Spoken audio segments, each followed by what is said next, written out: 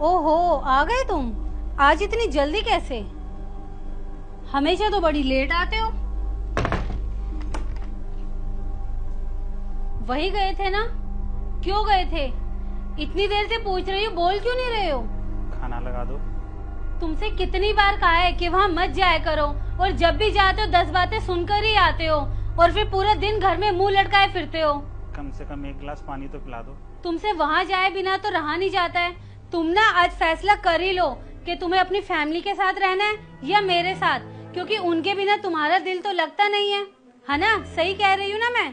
तुम खाना लगा रही हो या फिर मैं ऐसे ही सो जाऊं? वहाँ से आने के बाद ऐसे बैठ जाते हो जैसे कि पता नहीं क्या लुट गया हो तुम्हारा।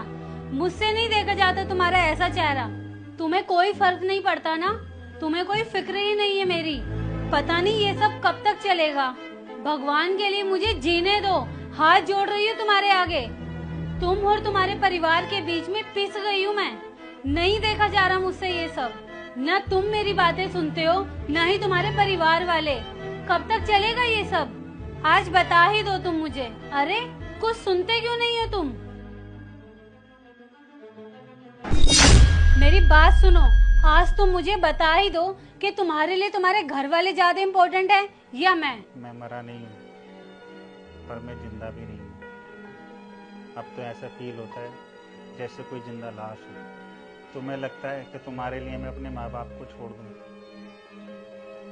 और उनको लगता है कि शादी के बाद अब मैं उनका नहीं रहा। समाज वाले कहते हैं एक लड़की शादी के बाद पराई हो जाती है, लेकिन एक लड़का शादी के बाद पराया नहीं, बुरा हो जाता है। किसको किसको खुश रखे समझ नहीं आता।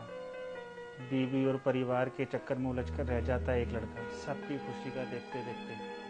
अब तो यही पता नहीं चलता कि मैंने आखिरी बार अपने आप को कब खुश किया था। और सबसे ज़्यादा बुरा तो तब लगता है कि सबको खुश करते करते वो खुद बुरा बन जाता है। परिवार को खुश रखो तो बीवी बुरा मान जाती है,